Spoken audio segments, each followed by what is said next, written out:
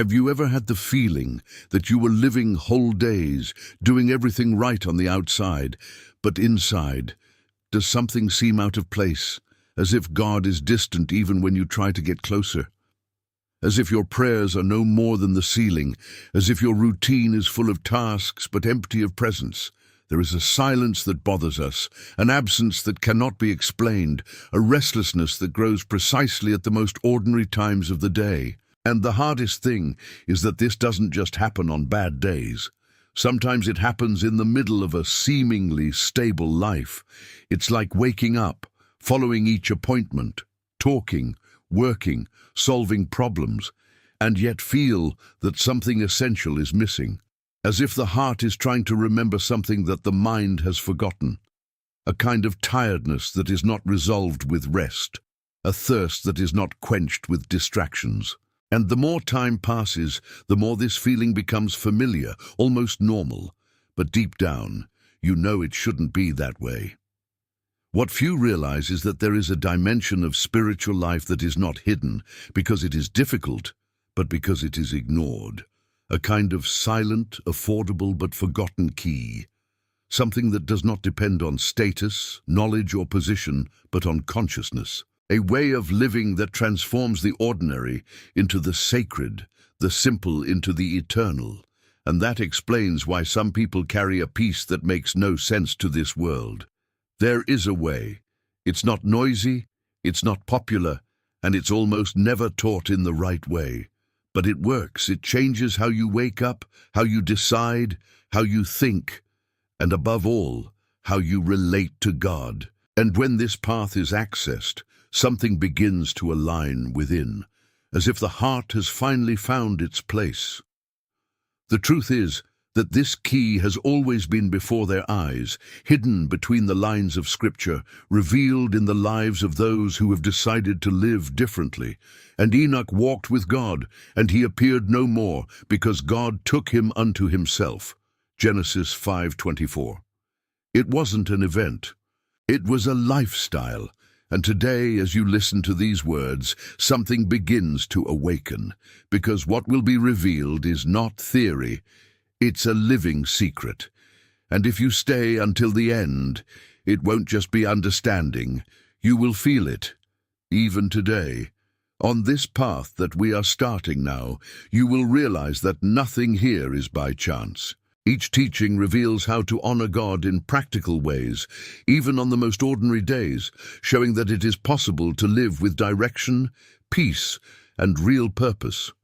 You will understand how to develop spiritual sensitivity, make decisions aligned with the divine will, and experience a transformation that begins within and reaches all areas of your life. As we move forward, something inside you will be touched in a deep way, as if each word is answering questions that you have never been able to explain. And if this message is already starting to speak to you, understand that this is also purpose. By leaving your like and subscribing to the channel, you help that word reach other people who are in need of it today and become part of something bigger. There is a place in the spiritual life that few see, because it does not appear to others, but defines everything before God. It is the place of silent decisions, those that no one applauds, no one criticizes, no one understands, but that build or destroy your relationship with Him. Honoring God begins right there in the invisible, where there is no external pressure, only the truth of your heart. Because it's easy to maintain an appearance when everyone is looking, but true character reveals itself when no one is present. Imagine being in an environment where no one knows your values, where no one expects anything from you, where it would be easy to adapt, give in, negotiate principles just to make your own life easier. It was exactly this scenario that presented itself, and yet there was a firm, conscious, and non-negotiable choice, not based on fear of consequences, but on fear of God. How then shall I do this great evil and sin against God? Genesis 39:9. This phrase reveals something profound, the awareness that God is present even when no one else is. And here is a point that many ignore. God's presence is not manifested first in extraordinary moments, but in daily faithfulness. Before any recognition, before any promotion, before any visible response, there is a period where everything is tested in secret. And it is in this place that most give up, because it seems that nothing is happening, but in fact everything is being built. What you do when no one is watching defines what God will do when everyone is watching. There is a direct connection between invisible integrity and visible favor, because God does not entrust great things to those who are not faithful in small things. Every silent choice, every renunciation, every decision to do right when it would be easier to do wrong, all of this is being seen, recorded, and in due time rewarded. Maybe you're living in a moment where it seems that your faithfulness is not generating any results, as if everything was in vain, as if no one recognized it, as if God were silent. But what looks like silence is often preparation. What seems invisible to the world is extremely visible to God. And it is in this process that He forms a character that sustains what is yet to come. Because doors that come from God do not open only by effort, but by alignment. And that alignment begins within, away from human eyes, in the place where only you and God know who you really are. If this message touched something inside you, maybe it's no coincidence. Perhaps it is God calling your attention to something deeper. And if this made sense in your heart, write in the comments, Amen, as a silent sign that you choose to live this truth from today. There is a silent difference between those who live lost and those who live guided. And this difference is not in the amount of knowledge, but in the ability to listen. Because God still speaks, but not everyone can perceive it. It's not that He's distant. It's that the heart is often too busy, too distracted, too fast to recognize a whisper that doesn't compete with the noise of the world. Have you ever noticed how, at certain times, something inside you tries to direct you? A sensation, a discomfort, a peace that makes no sense, a desire to do or avoid something without logical explanation. Many ignore this, treating it as a coincidence or passing emotion. But what if, in fact, this is God's voice trying to guide you in a subtle way? The problem is that many people expect something extraordinary, a clear answer, an unquestionable sign, while God continues to speak in simple things. He speaks in pause, in silence, in alert awareness, in the direction that seems light but firm.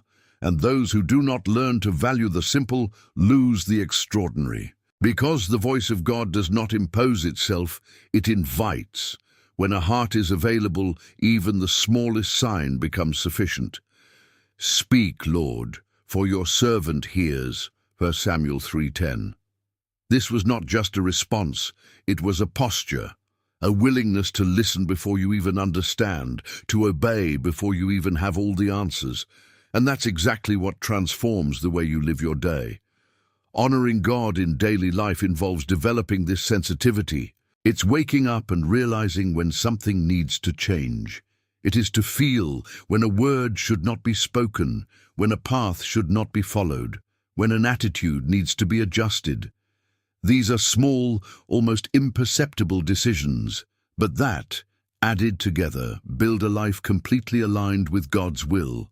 And the more you answer, the clearer it becomes.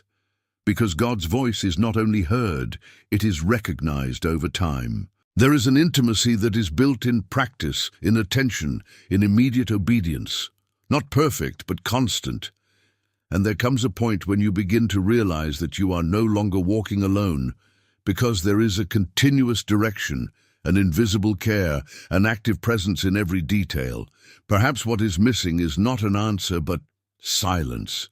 Not a sign, but attention, because God may already be speaking, and you just need to learn to listen.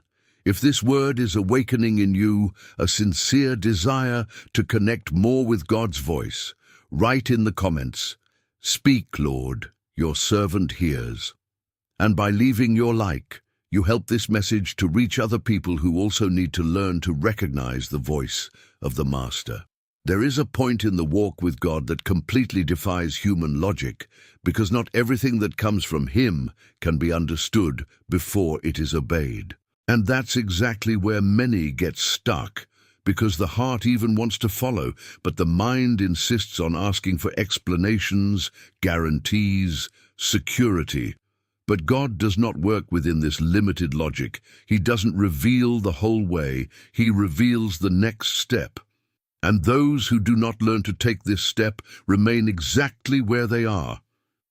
Have you ever felt like God is directing you to something that doesn't make sense? A difficult decision, an unexpected change, an uncertain path that seems to have no clear explanation.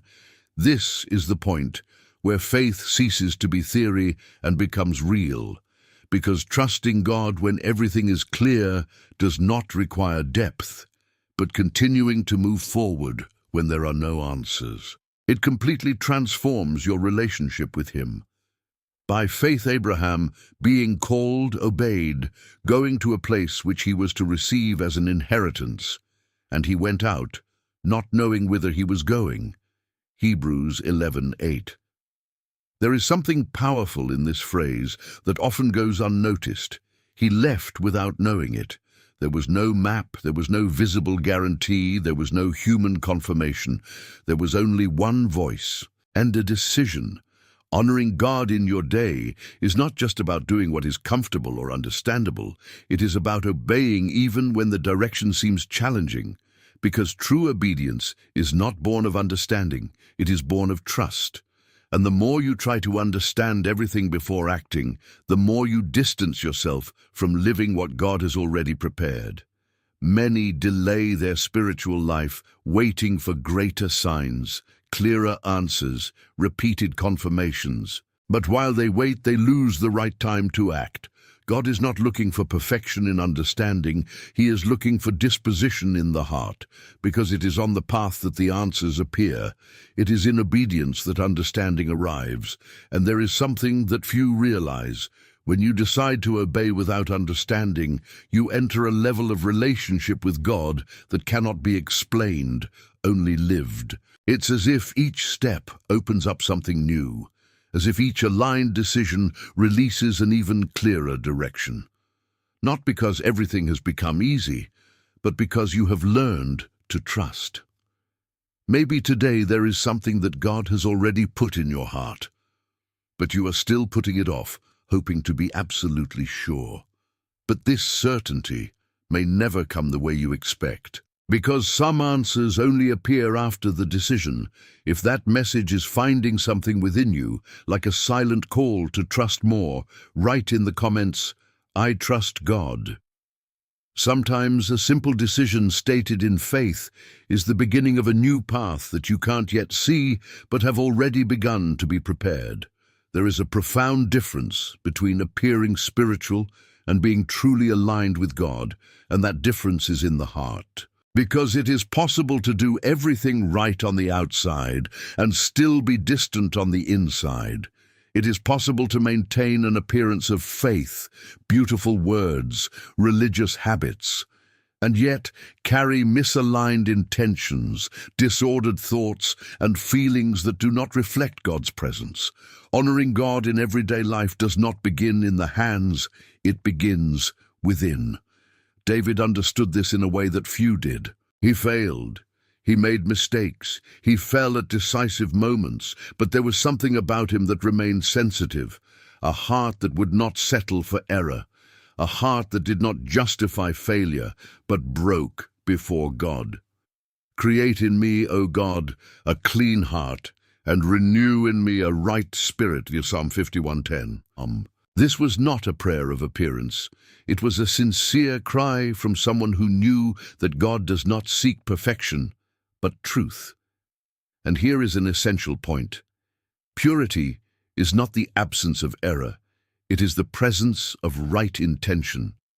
It is to live without masks, without pretense, without trying to hide from God what He already sees. Because God is not impressed by outward behavior, He examines what no one else can see. He looks at the motivation behind the attitude, at the hidden desire behind the choice, at the truth that exists beyond words. Perhaps, in many moments, you have already done the right thing, but with a heavy heart, divided, without peace. And this reveals something important. God doesn't just want what you do. He wants who you are while you do it. To honor God is to align the inside with the outside. It is to live wholly, without duplicity. And this requires constant vigilance, because the heart can become contaminated little by little, almost without realizing it. Small concessions, thoughts fed in silence, stored feelings that distort the way we see everything.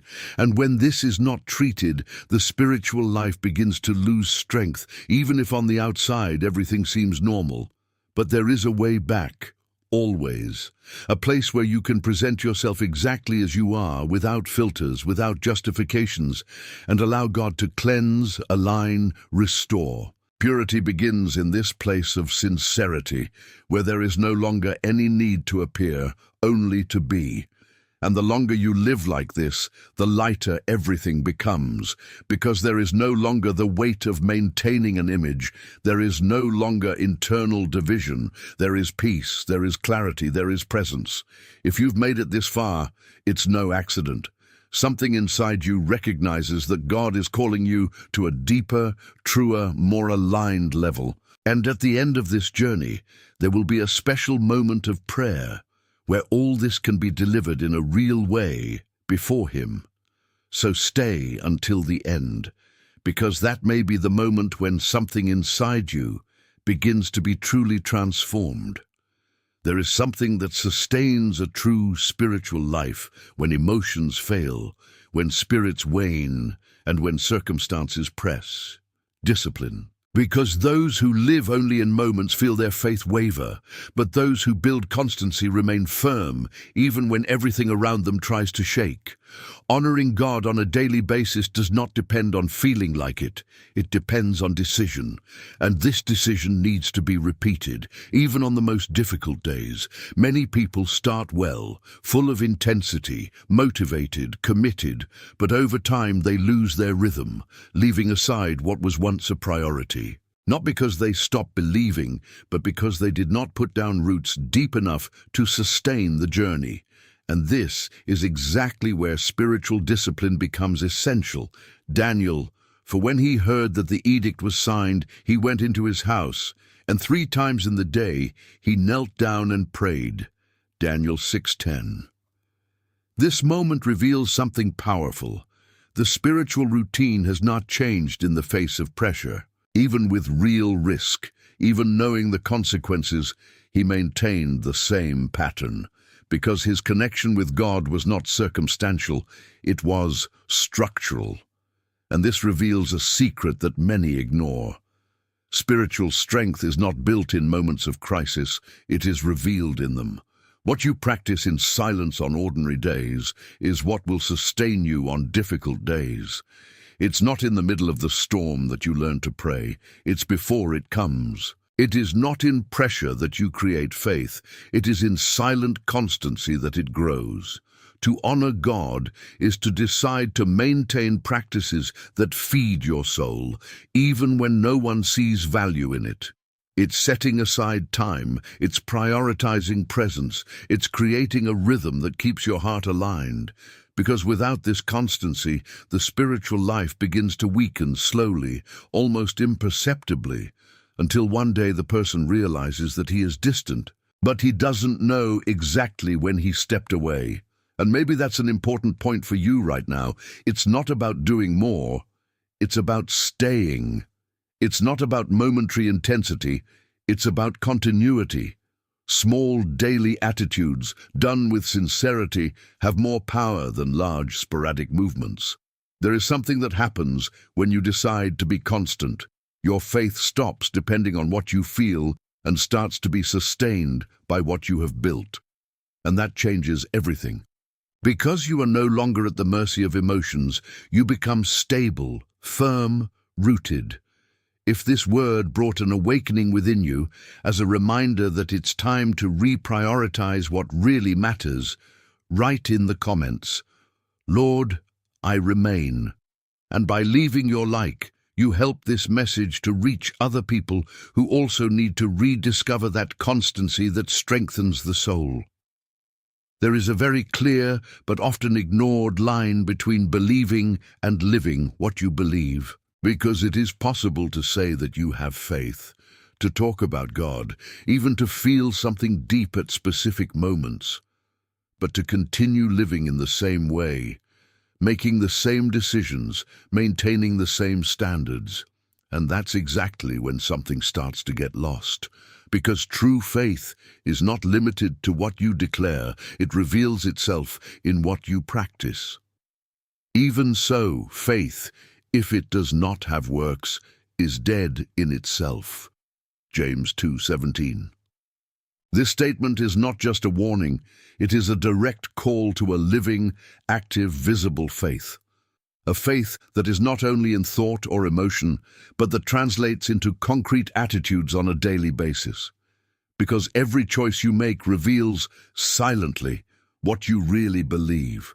Honoring God is not just saying you trust Him, it is acting like someone who trusts. It is to forgive when it would be easier to hold a grudge.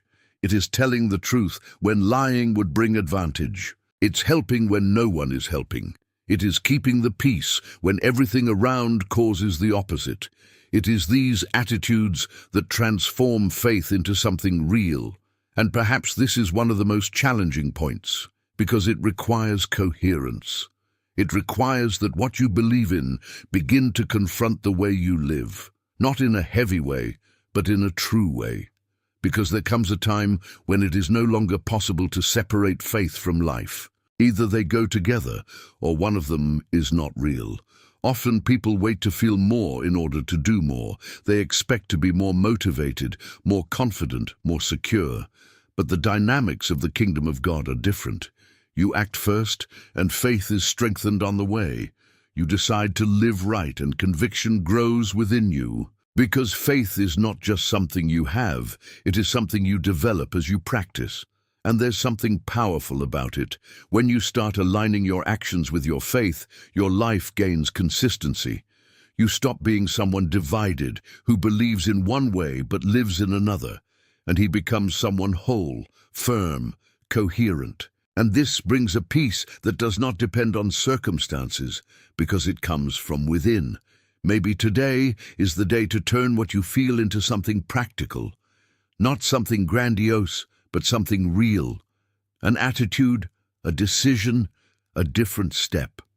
Because it is in these small movements that faith begins to take shape and strength. And if this message has found space in your heart, understand that this is already a sign that something is being awakened within you. By liking this video, subscribing to the channel, and activating the bell, you help this word reach others who also need to transform their faith into something alive. And so, together, this message continues to advance and touch lives in real ways. There is something quiet but extremely powerful that sets the level of your walk with God, and it has nothing to do with how much you know, but how much you depend on it. Because the more someone tries to support themselves, the more distant they become from what God wants to do.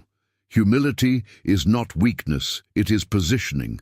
It is to recognize in a deep and true way that without God, nothing makes sense. Many people confuse humility with appearance, with external posture, with soft words.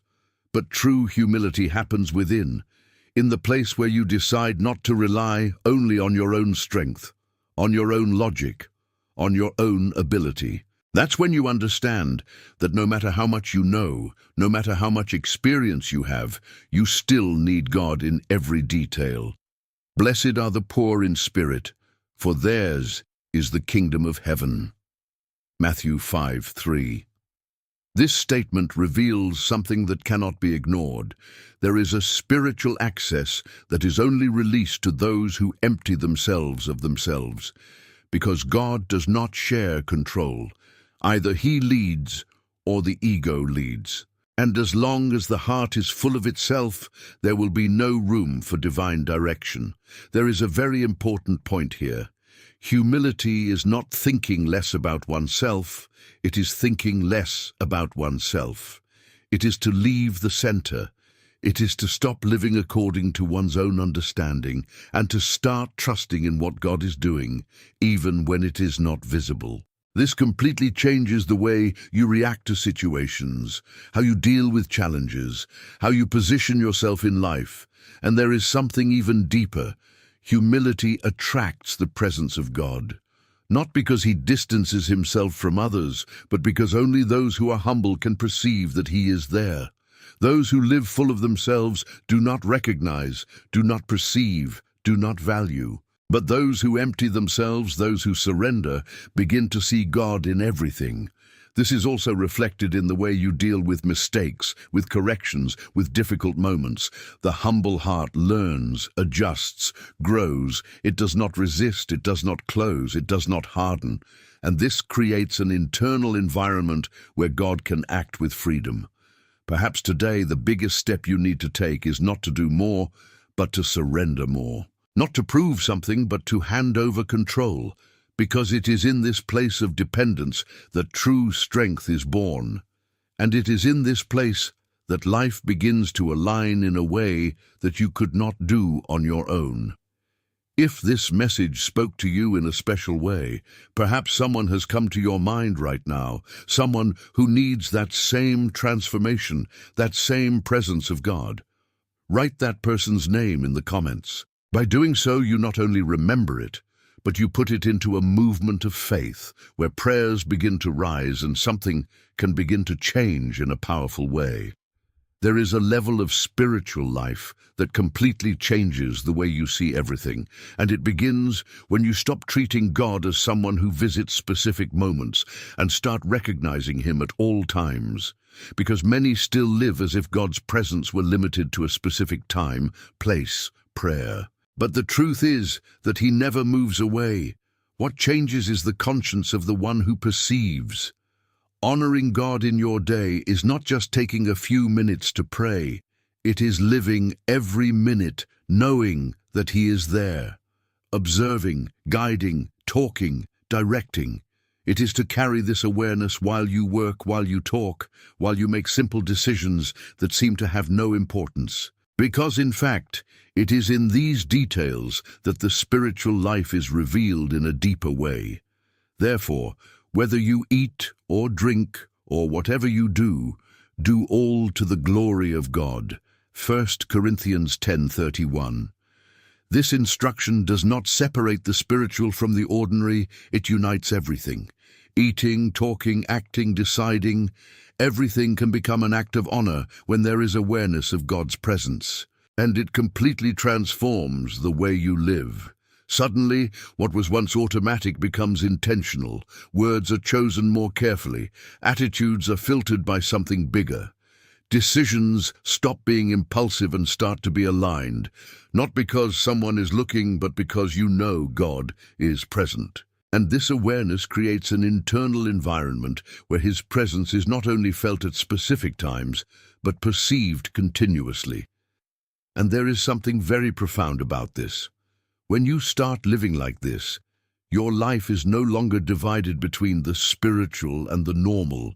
Everything becomes spiritual. Everything starts to have meaning. Even the simplest moments carry value because they are lived before God. And that brings a constant peace, a quiet direction, a security that does not depend on circumstances. But this awareness needs to be cultivated. It doesn't happen automatically. It is a daily choice to remember, to bring to mind, to adjust the heart. It is to pause, even for seconds, and recognize God is here. And the more you do it, the more natural it becomes, until there comes a point where you don't have to try to remember anymore. You simply live consciously. Perhaps what is missing is not more effort, but more awareness, not to do more things, but to do everything differently. Because when God stops being just part of your life and becomes the center of everything, every detail starts to make sense. Nothing happens by chance. If you're listening to this right now, it might be just what you needed to change the way you've been living your days. Stay until the end, because there is still something very special in store, a moment where all of this can become real deep within you. There are moments in life when everything seems to get mixed up, as if directions disappear and each choice becomes a burden. It's like being faced with paths that don't make sense, surrounded by situations that get out of control, trying to find an answer that just doesn't come. And in this type of scenario, the natural tendency is to try to solve everything with your own mind. Look for quick solutions, act on impulse, or even completely paralyze yourself in the face of uncertainty. But it is exactly in these moments that something different needs to happen.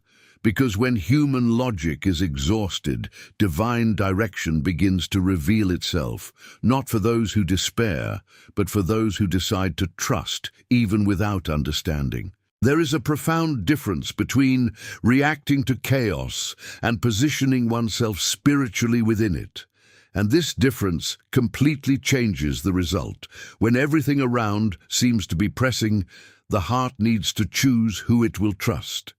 Because external confusion often reveals a lack of internal alignment. And it is at this point that honoring God becomes more than an idea. It becomes a practical decision. Not to understand everything, but to surrender to His leading, even when it is not yet clear. Do not be afraid or dismayed because of this great multitude, for the battle is not yours, but God's.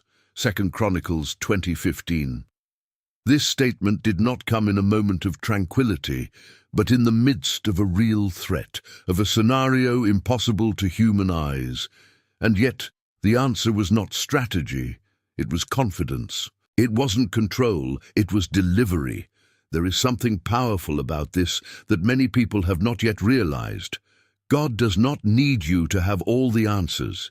He needs you to trust Him when they do not exist. Because it is in this place of dependence that He begins to act in ways that you could never have foreseen, and divine direction doesn't always come as a complete plan. Sometimes it comes as a peace in the midst of confusion. Other times, as a silent certainty that you should not go down a certain path. At times, it manifests as an inexplicable courage to take a step you wouldn't normally take. And all this requires sensitivity, but above all, trust. Maybe today you are exactly in this kind of scenario, where things are not clear, where decisions seem difficult, and where insecurity tries to take over. But there is an invitation being made now. Stop trying to control everything and start truly trusting. Because when you choose to trust, even without understanding, something starts to align. Doors that seemed closed begin to move.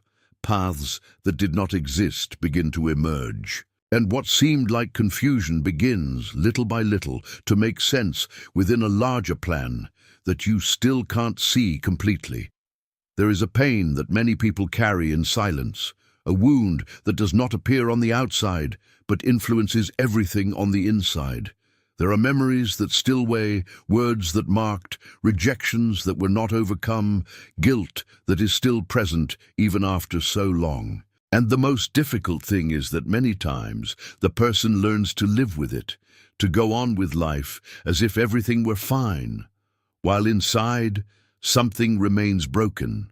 And this is one of the most invisible barriers in the spiritual life. Because how can one fully live a life that honors God if inside one is still bound by untreated pain?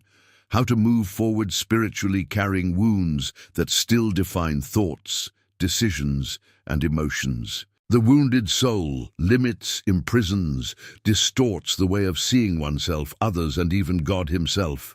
But there is a time when something needs to change.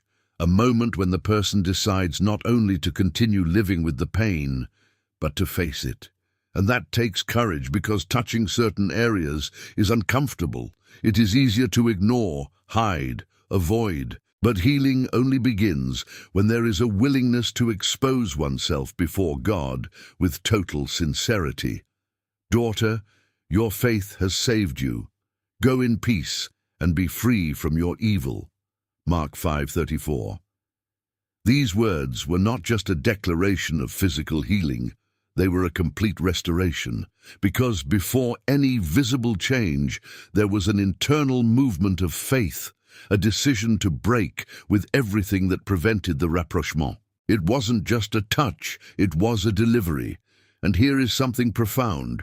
God does not force healing, He responds to surrender. As long as pain is protected, hidden, or denied, it continues to have space. But when it is placed before Him, without reservations, without masks, without justifications, something begins to happen. Not superficially, but from the inside out. To honor God is also to allow Him to enter the most sensitive, most fragile, most difficult to face areas. It is recognizing that you can no longer carry alone. It is to understand that true strength is not in enduring everything, but in surrendering completely. And when that happens, something begins to be restored. The way of thinking changes, the weight decreases, the identity begins to be reconstructed. What used to hold him is starting to lose strength, and little by little, the soul finds a place of peace that seemed impossible. Maybe today there is something inside you that still needs to be delivered, something that you tried to solve on your own, but couldn't. And this message may be just the invitation you needed to take that step. That word didn't come to you by chance. If it touched something deep inside you, write in the comments, "I trust in God." Sometimes a simple act of faith makes room for something to begin to be transformed from the inside out. There is a silent pain that many carry, but few admit. The feeling of having distanced themselves from God, not suddenly but gradually, in small decisions, in daily distractions, in choices that seemed harmless. And when you realize it, something has changed. Prayer no longer flows as it used to. Sensitivity has diminished. The presence that was once so clear now seems distant. And along with that comes the heaviness, the guilt, the feeling of no longer being worthy of approaching. Maybe you've felt it, as if He had failed at an important point, as if He had disappointed God in some way. And the more that feeling grows, the harder it seems to come back. Because the mind begins to create barriers, saying that it is no longer useful, that it has gone too far, that there is nothing more to do. But there is a truth that needs to be clearly understood. God does not move away. The one who moves away is man. And if it was possible to move away, it is also possible to return. The problem is not in the distance, it is in the decision to stay away. Pedro lived exactly that. He didn't just make a mistake, he denied it at the most critical moment. It failed when it mattered most. And after that, all that was left was the weight of conscience and the frustration of not having been who I should have been. But what happened next reveals something powerful about God's heart. The reunion was not marked by accusation. There was no exposure of the error. There was no rejection. There was a simple, straightforward, but profoundly restorative question. And from this, a new direction was released. Feed my sheep. John 21:17. This shows that the mistake did not defeat the purpose. The failure did not cancel the call. Honoring God is not living without falling. It is not accepting to remain fallen. It is having the humility to recognize, the courage to return, and the faith to believe that there is still a way. Because there is a grace that not only forgives but rebuilds. A grace that not only cleanses the past, but repositions the future. And here's something many still don't understand. Restoration can be even deeper than the beginning. Because those who come back with awareness come back different. He comes back with more maturity, more sensitivity, more dependence. He comes back not only with will, but with understanding. Maybe today you are exactly in that place, feeling that you need to go back, but not knowing how to take the first step. And the answer is simpler than it seems. It's not about doing something great. It's about deciding to get closer again. Even with doubts, even with fears, even without feeling everything as before. Because God is not expecting perfection. He is expecting return, and the moment you decide to come back, something already starts happening inside you. If you are here, it is because this is not by chance. There is something being awakened, something being aligned, something being called back to the right place. Don't leave this video now, because what is yet to come may be just what you need to take that next step firmly and truthfully. There is something that most people do not realize. Not every moment of life can be treated in the same way. There are times when it is possible to wait, reflect, mature. But there are times that require an immediate response, moments that carry such a great spiritual weight that ignoring or postponing them can mean missing something that will never come back. And the problem is that many do not recognize when they are faced with these moments. Have you ever felt like you were faced with a decision that seemed different from the others, as if there was something deeper involved, a quiet urgency, a sense that it couldn't be ignored? This type of perception is not common, but when it happens, it needs to be taken seriously, because there are times when God is calling for a position that cannot be postponed. Who knoweth whether thou hast come to this kingdom for such a time as this? Esther 4:14. This question carries a force that crosses time. It reveals that there are positions, situations, and opportunities that are not random. There is a specific purpose, a set time, a call that needs to be recognized and answered. Honoring God is not only living righteously, it is also discerning the right time to act. Because it is not enough to know what is right, it is necessary to do it at the right time. And many miss that. They know what they need to do, they feel the direction, but they postpone, hesitate, wait for better conditions. And when they realize time has passed, there is a spiritual urgency that does not scream but weighs down. It doesn't force, but it bothers you. It is like an inner call that does not shut up, that keeps coming back, that insists on being heard. And ignoring this does not bring peace, it brings restlessness. Because when God is calling for a position, remaining neutral is already, in practice, a decision.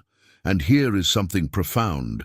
Courage does not appear after the decision. It manifests itself at the moment of the decision. You don't have to feel fully ready, totally safe, or fully capable. You just need to answer. Because when you take a stand, God sustains what you can't sustain on your own. Maybe today there is something you already know you need to do. A decision that is being postponed, a step that is being avoided, a position that is being ignored. And this feeling inside you is no accident.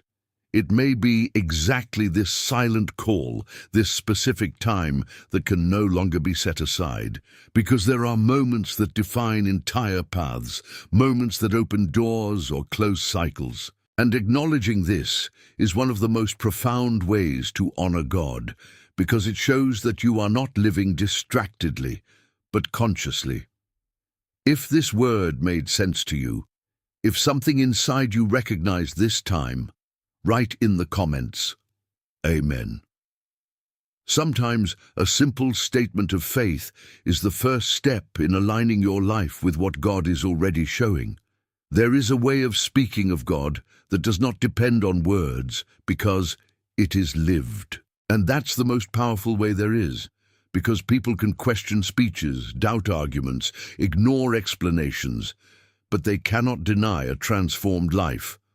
When one truly experiences God, something changes from the inside out, and that change becomes visible, perceptible, impossible to hide.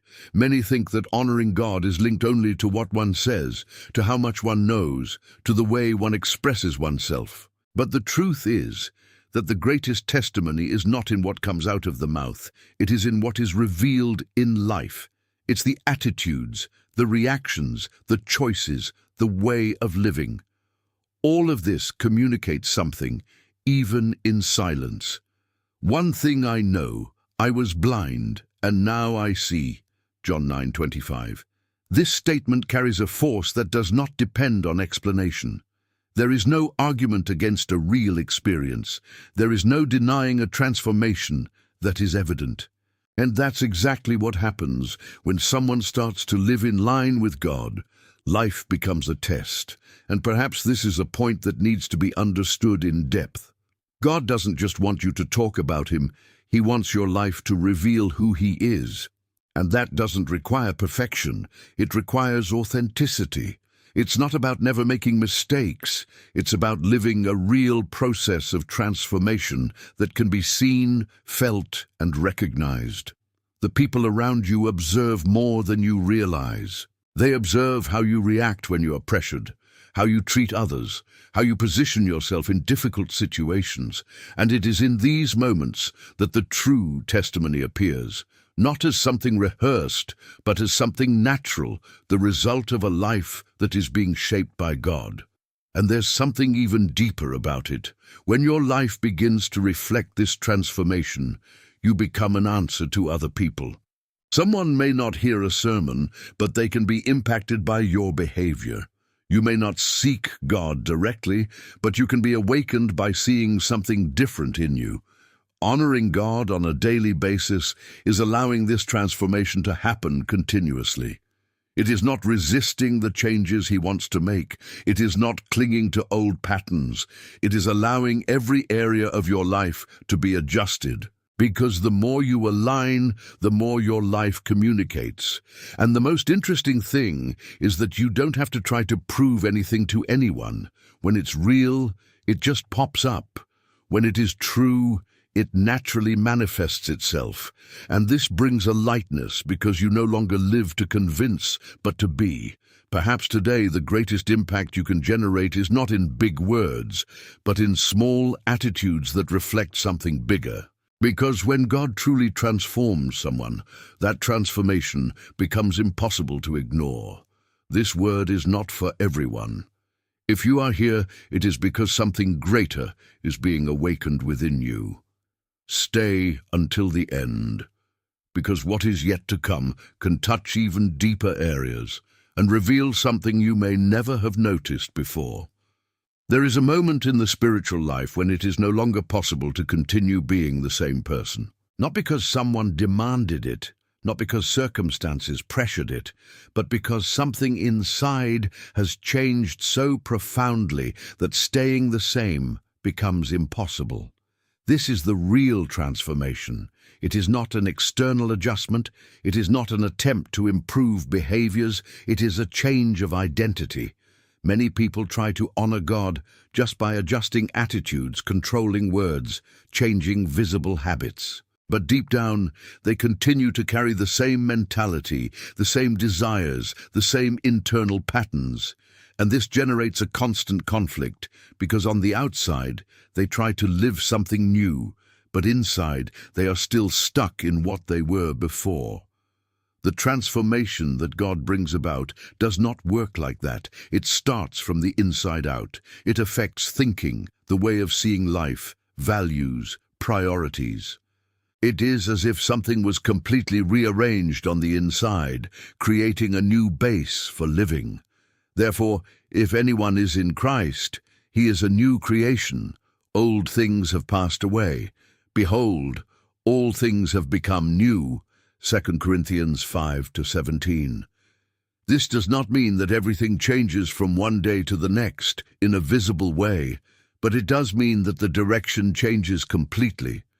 What once seemed normal begins to bother. What used to attract loses its strength. What was previously ignored now matters.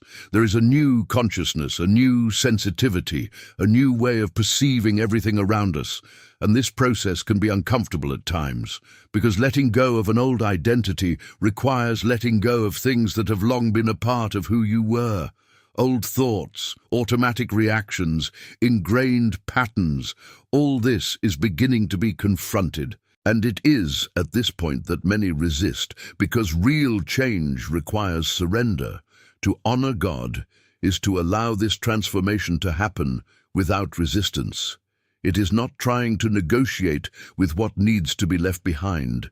It's not trying to keep parts of the old life while trying to live the new one. because true change doesn't happen halfway. It requires complete decision.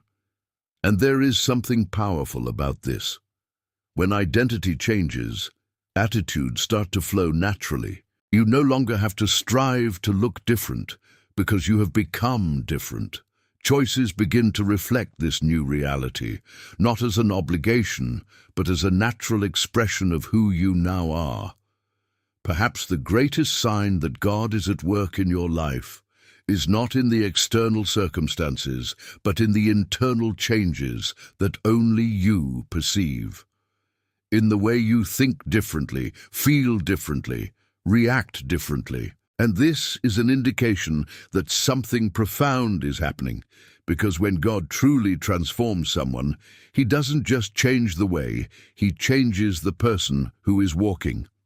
There is a silent deception that many carry in the spiritual life.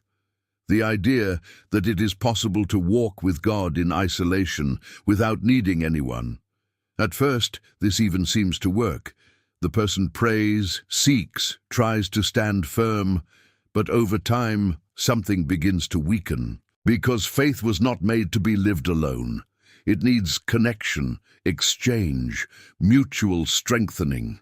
You may have strong moments alone, but you can't sustain yourself for long without support, because there are days when faith will be firm, but on others, it will need to be sustained. And it is at this point that communion becomes essential, not as an obligation, but as a spiritual support that God has established. And all who believed were together and had all things in common. Acts 2:44. This was not just coexistence, it was unity. Different people with different stories, but connected by something bigger. And this connection generated strength, not only emotional, but spiritual. There was something flowing in that environment that could not be produced individually. Honoring God is also understanding that you were not called to walk alone. It is valuing relationships that bring you closer to God, that remind you of the purpose, that strengthen you when you are not well. Because there are battles that are won together, prayers that gain strength in agreement, burdens that become lighter when they are shared. And perhaps one of the biggest challenges today is exactly this: discerning who to walk with. Because not every company makes it stronger. Some weaken, divert, distract. Therefore, true communion is not just about being close to people. It is about being connected with people who have also decided to live in line with God. When this happens, something changes. Conversations are no longer superficial and start edifying. Simple moments become spiritual. There is encouragement, there is correction, there is support. And above all, there is an environment where God manifests Himself in a collective way, where His presence is not only felt, but shared. Maybe today you have felt a certain tiredness, a difficulty in staying firm, a feeling of carrying everything alone. And this could be a sign that this type of connection is missing, not with just anyone, but with the right people. Because when you connect with those who are in the same direction, something inside you is strengthened. The journey is no longer heavy, faith is renewed, and what seemed difficult begins to align in a lighter way. And if this message has reached you, it may not be just for you to keep, but to share. Because just as you were reached by that word, there are other people in need of just that right now. By liking this video, subscribing to the channel and activating the bell, you become an instrument for this message to reach more lives and bring direction, strength, and hope to those who need it. There is one thing that many people avoid admitting. Hearing God's voice is not the hardest part. The hardest part is responding. Because when the call comes, it is almost never accompanied by comfort, security, or ease. On the contrary, He often confronts, takes away from the known area, requires courage to do something that was not in the plans. And it is at this point that the internal struggle takes place. The person understands what needs to be done, clearly feels the direction, but begins to negotiate, postpone, justify. Not because he doesn't believe it, but because he knows that responding will require change. It will require giving up something, facing something, leaving a place that already seemed stable. Arise, go to the great city of Nineveh and cry out against it. Jonah 1:2. The call was clear, direct, without confusion. There was no question about what needed to be done, but even so, there was resistance. And this reveals something very human. The problem is not always a lack of direction, it is a lack of willingness to obey. Honoring God on a daily basis is not just recognizing when He speaks, it is responding when He calls. Because listening and not acting generates an internal weight. Something begins to bother, to disturb, to take away the peace. And this happens because there is a misalignment between what God is asking for and what the person is experiencing. And there is a consequence that few realize. When you run away from the call, you do not find peace in the alternative path. It may even seem easier at first, more comfortable, safer, but inside, something doesn't fit. Because you can even change direction, but you can't get away from what God has already put inside you. At the same time, there is a powerful truth. God does not give up. Even in the face of resistance, He keeps calling, keeps directing, keeps creating opportunities for the person to get back on the right path. This shows that the call does not depend on human perfection, but on God's faithfulness. But there comes a time when the decision needs to be made. Keep running away or start responding, to remain in comfort or to enter into purpose. And this decision changes everything. Because when you respond, even with fear, even without feeling completely safe, something starts to line up. The force appears, the direction becomes clearer, and what seemed impossible begins to make sense on the way. Maybe today there is something you already know you need to do. Not because someone said so, but because God has already spoken to your heart. And that feeling didn't go away, it didn't diminish, it didn't go away. This is no coincidence. It could be just that call waiting for a response. Because in the end, it's not about ability, it's about willingness. And when you decide to respond, even without understanding everything, you enter a flow where God begins to act in ways that you have never experienced before. There is a silent danger in the spiritual journey that does not appear in an obvious way, but that slowly diverts the path of many people, that which seems right but does not come from God.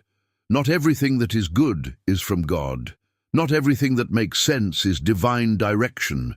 Not everything that seems like opportunity is purpose. And this is exactly why discernment becomes essential. Have you ever noticed how some decisions seem correct at first, but over time reveal consequences that were not expected? How do certain choices seem harmless, even positive, but end up generating confusion, weight, or distancing? This is because the mistake does not always present itself as something clearly wrong.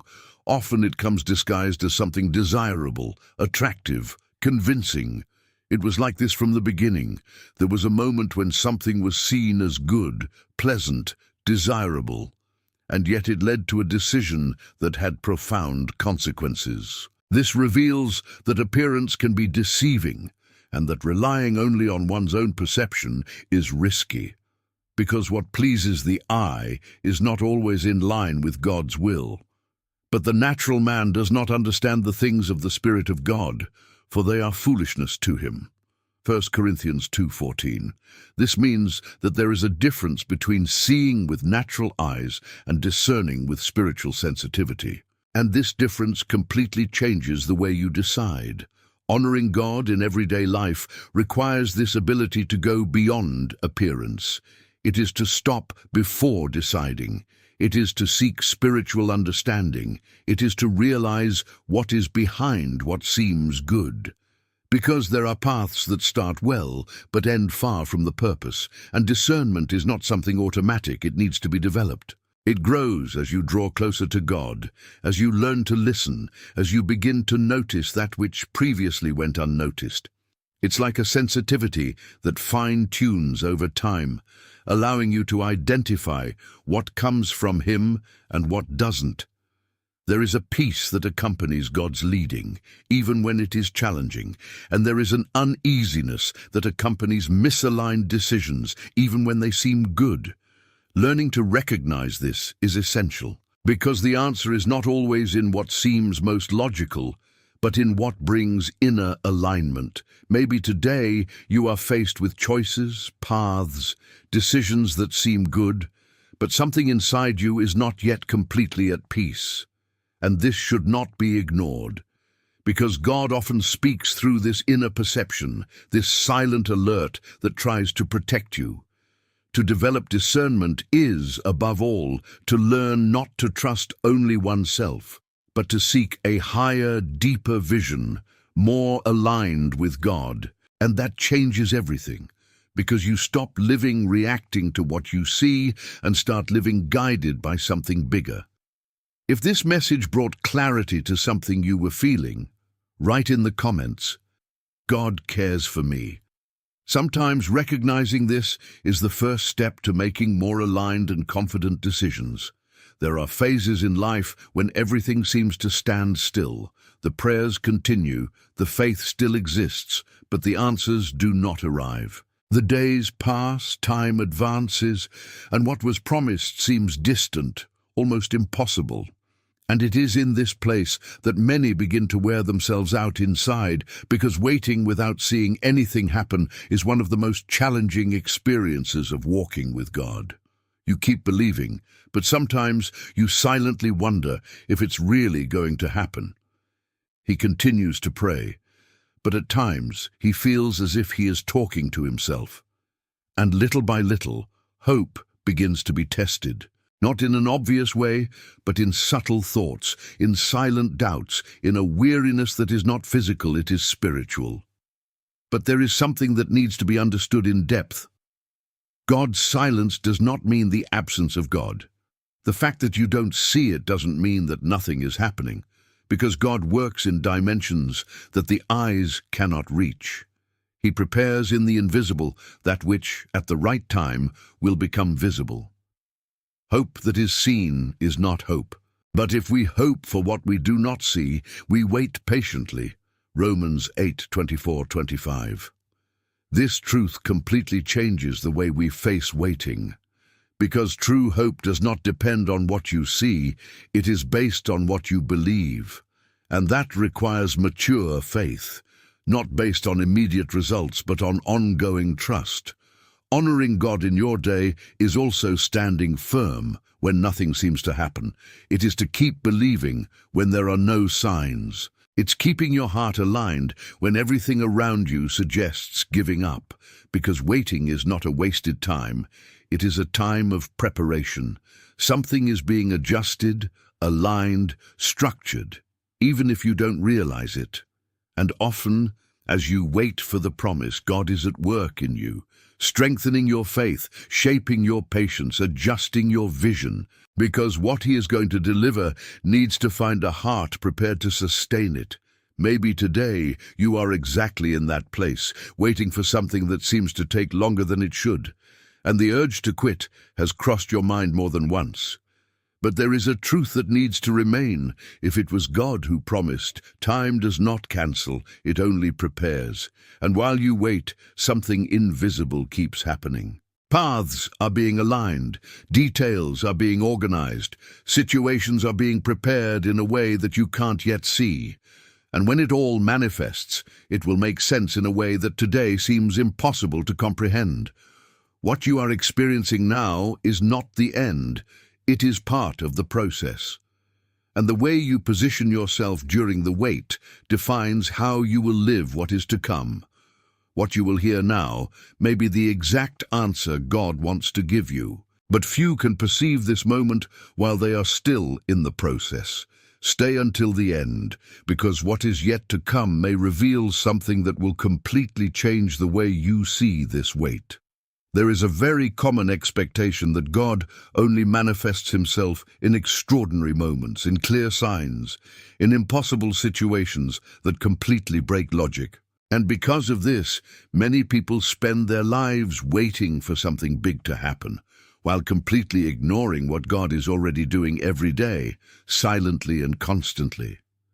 The problem is not in the absence of signs, but in the way they are expected.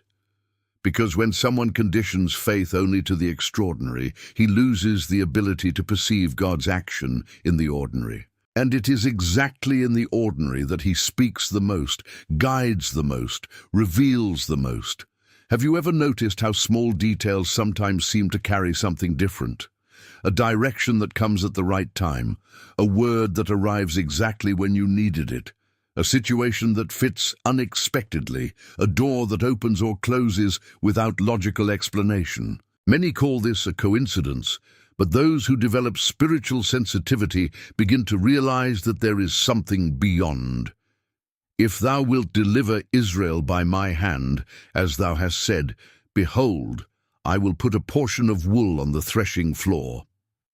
Judges 6:36-37. This moment reveals something important. God does not reject those who seek confirmation. He answers in a way that the heart can understand.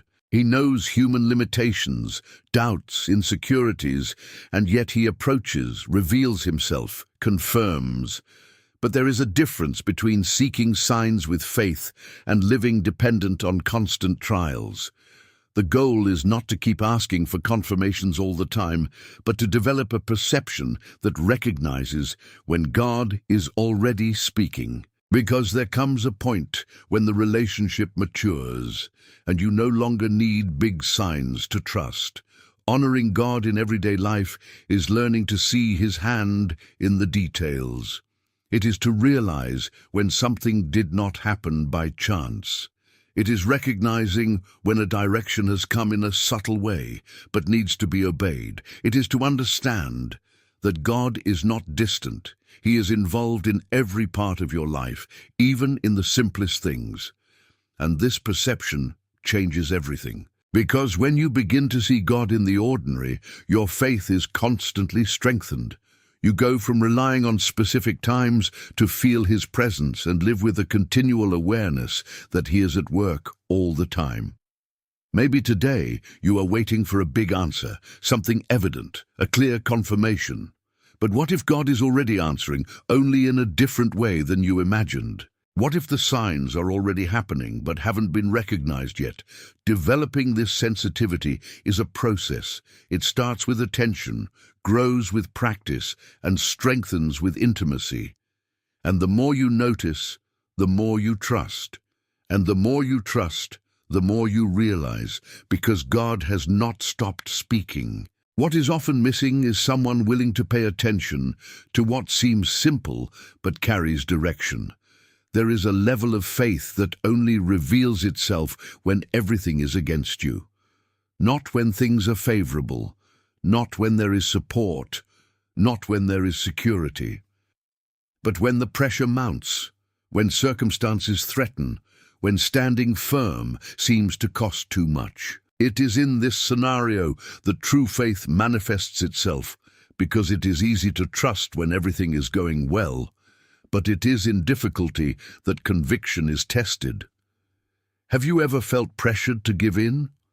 To give up something you know is right, just to avoid problems, conflicts, or losses? This type of situation is not new.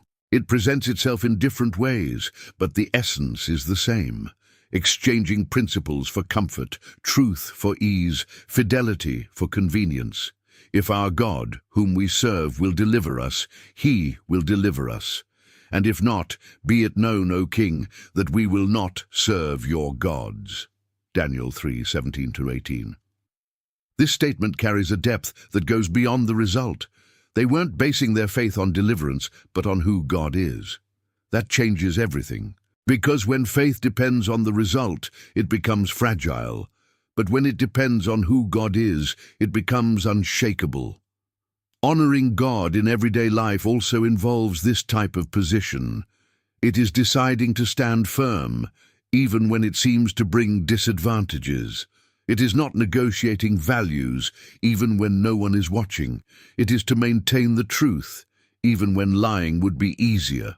Because true faith does not adapt itself to circumstances, it remains independent of them. And there is something that few realize. Pressure does not come to destroy, it comes to reveal. Reveal what is really inside you. Reveal whether your faith is based on feelings or conviction, because when everything is calm, it is easy to say that you trust. But when everything becomes uncertain, what you really believe shows up.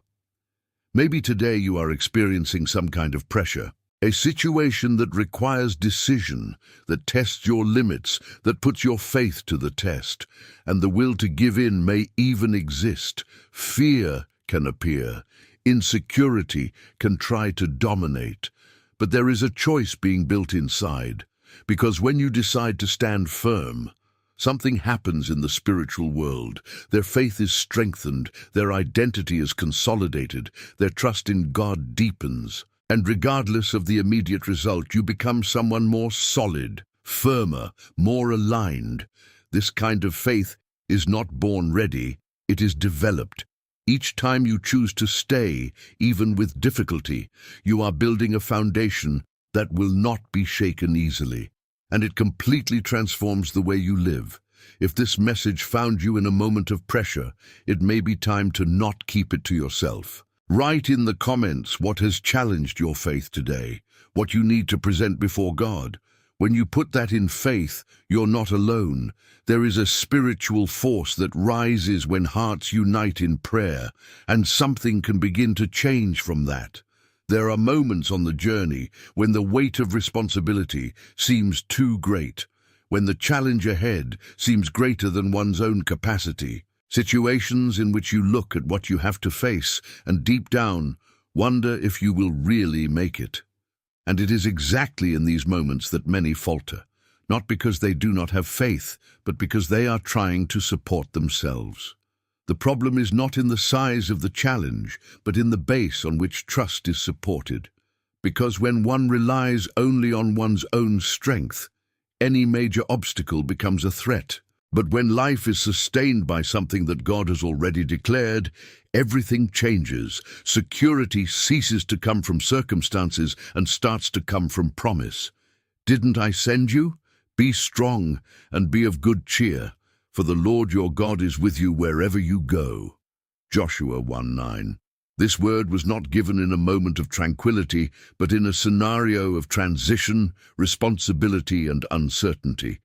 And yet, the base was not capacity, it was presence. It wasn't skill, it was promise. Honoring God in everyday life is also learning to live based on what He has already said, even when the reality around you seems different. Because God's promises are not beautiful phrases to motivate, they are spiritual foundations that sustain the journey. They do not change over time. They do not weaken with circumstances. They do not lose value in the face of challenges. And there is something very important in this. When you hold on to promises, you do not walk alone inside your own mind. You start to have a greater reference, a truth that does not depend on what you feel or see, and this strengthens, this sustains. This keeps you grounded when everything around you tries to shake it up. Often, what is missing is not strength, it is memory. Remember what God has already said. Remember what He has already shown. Remember the promises that have been released. Because in the midst of difficulties, the tendency is to forget. It's about focusing on the problem, the pressure, the uncertainty, and losing sight of what should be the foundation. But when you decide to bring it to memory, something changes. Courage begins to emerge, not because the scenario has changed, but because its foundation has been adjusted. You stop looking only at what is in front of you and start walking with the certainty that you are not alone. And that's the key. God's presence isn't a theory, it's a reality that underpins every step. Even when you don't feel it, even when you don't see it clearly, it's still there. And trusting this completely transforms the way you face any situation. Maybe today you are facing something that seems too big, too difficult, too uncertain. But there is one truth that cannot be ignored. If God has promised to be with you, then you already have everything you need to keep moving forward, even without understanding everything. Because those who walk, supported by promises, do not stop halfway. He continues, even with doubts, it advances, even with challenges. He remains because he knows that what God has spoken is stronger than any contrary scenario. There is a battle that takes place before any result appears, and those who do not understand this enter life already defeated, without even realizing it. Because true victory doesn't start with what you do, it starts with what you believe. Before any visible change, there is an internal positioning that defines everything. And it is exactly at this point that many fail, because they face challenges carrying doubt, fear, and insecurity. Have you ever noticed how, in certain situations, the mind begins to work against you? Thoughts of inability, of impossibility, of defeat before even trying. And that's not just emotional, that's spiritual, because the battle begins within, in the way you see what is in front of you. You come to me with a sword, but I come to you in the name of the Lord of hosts. 1 Samuel 17:45. This statement reveals something powerful. Victory was not in the hands, it was in the conviction. Even before any action, there was already an established certainty, not based on the size of the problem, but on the greatness of God. Honoring God in your day also involves this. It is not allowing what you see to determine what you believe. It is not letting the size of the challenge define the size of your faith. Because when faith is aligned, the way to face any situation changes completely. Many enter the battles of life trying to win first on the external, but ignore the internal. They want results without positioning, victory without conviction. And this generates weariness, frustration, insecurity, because without a firm spiritual foundation, any difficulty seems greater than it really is. But when you win inside, something changes outside. When you stand with faith, even without evidence, you enter a different level. It doesn't mean that the challenge disappears immediately, but it does mean that it loses the power to dominate you. Because you're no longer reacting to the problem, you're moving forward based on who God is. And there is something that few understand. True trust is not born at the moment of battle, it is built beforehand, on ordinary days, in small decisions, in the way you choose to believe even without seeing. And when the moment comes, this faith manifests itself strongly. Perhaps today there is something in front of you that seems too big, too difficult, too impossible. But the question is not about the size of this. The question is, how are you positioning yourself inside? Because that's what will define what happens on the outside. The victory you have not yet seen may have already begun within you. And when this happens, it is only a matter of time before the external begins to reflect what has already been established in the unseen. If this message spoke deeply to you, maybe it's because something has already started to change within your way of seeing. And if this made sense in your heart, write in the comments, God chose me. Sometimes acknowledging this is the first step to living a victory that begins within and manifests throughout your life. There is a deeper level in the spiritual life that goes beyond one's own needs, beyond one's own requests, beyond one's own life. It is when you stop looking only at yourself and start taking a stand for others.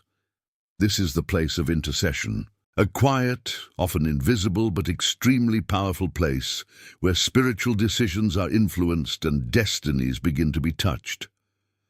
Most people pray only when they need something.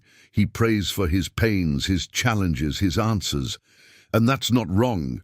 But there is a higher level where prayer is no longer just about receiving and becomes about taking a stand. It is when you feel the weight of something that is not only yours, when someone comes to your mind insistently, when a desire arises to pray for situations that go beyond your natural reach.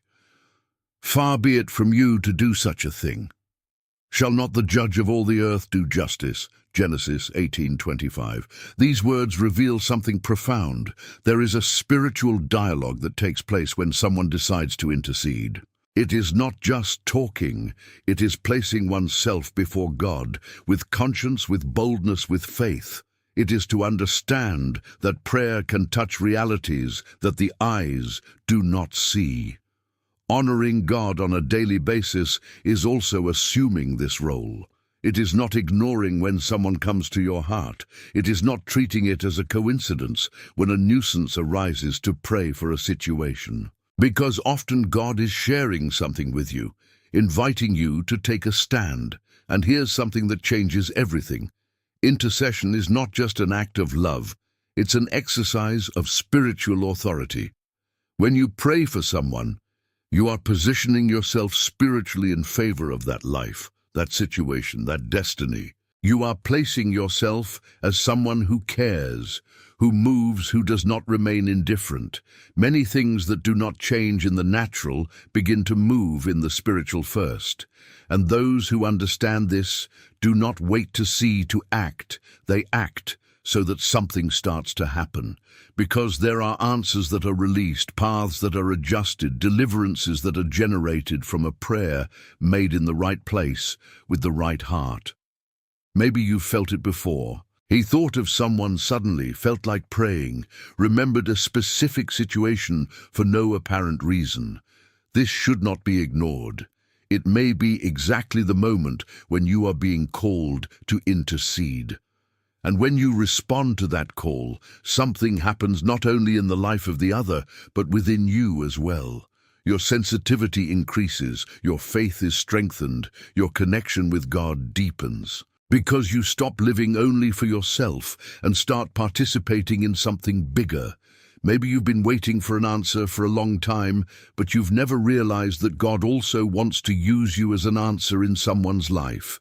Stay until the end, because what is yet to be revealed may open your eyes to a spiritual level that you have not yet experienced. There are pains that cannot be explained with words, losses that do not fit in ready-made answers, moments when everything you believed in seems to be shaken at once. And in those moments, faith is taken to a deeper level, because it is no longer just a matter of believing when all is well, but of abiding when all seems to have fallen apart. Pain has a unique way of silencing everything around it. What once made sense begins to lose clarity. What brought security no longer holds up as before. And in the midst of this, a question arises that many do not say out loud, but feel in their hearts: where is God in all this? But there is something that is only revealed in this place, a dimension of God's presence that is not known in the easy days.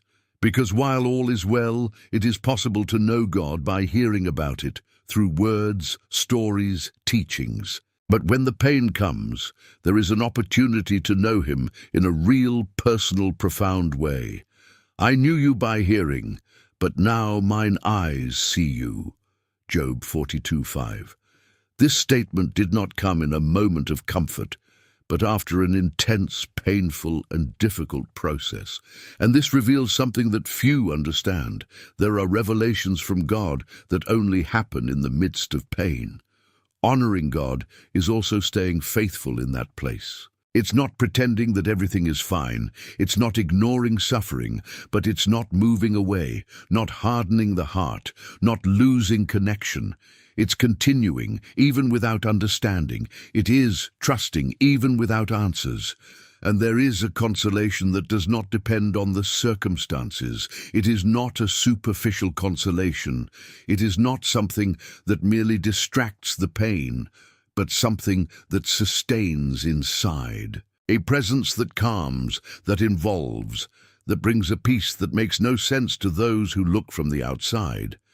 Maybe today you are facing something difficult, a loss, a pain, a situation that seems too heavy, and maybe the will is to give up, to close, to move away. But there is a silent invitation being made, to stay.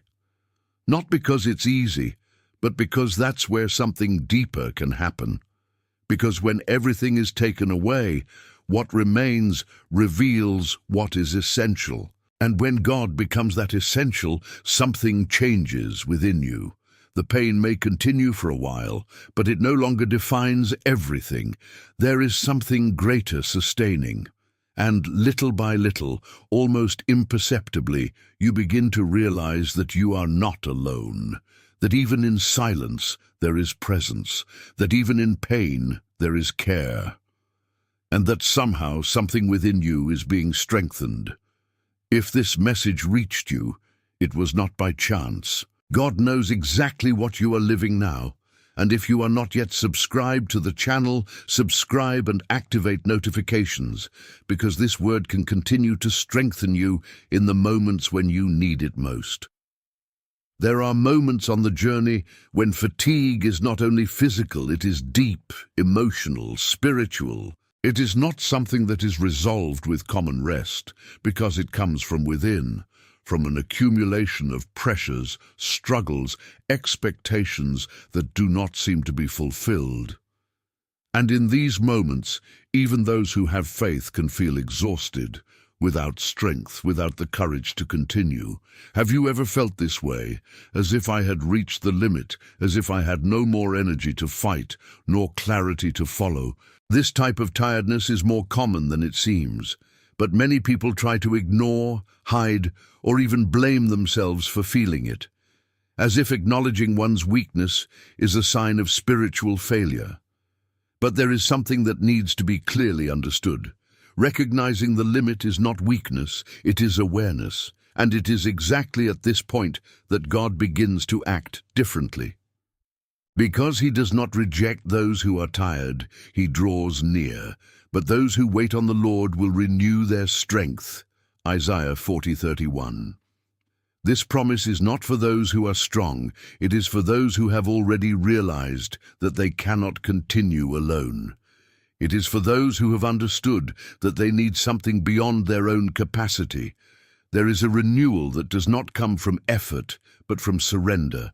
It doesn't come from trying harder, but from stopping and allowing God to restore. And this completely changes the way you deal with fatigue. Because instead of fighting it alone, you start to position yourself to be strengthened. And often, this renewal does not happen immediately or intensely, but in a careful, gradual way. A relief that begins to emerge, a peace that gradually returns, a clarity that begins to form again.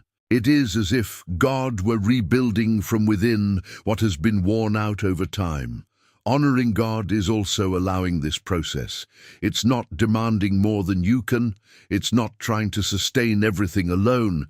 It's recognizing that you need to stop, breathe, and reconnect. Because the spiritual journey is not only made of breakthroughs, it also needs breaks that restore.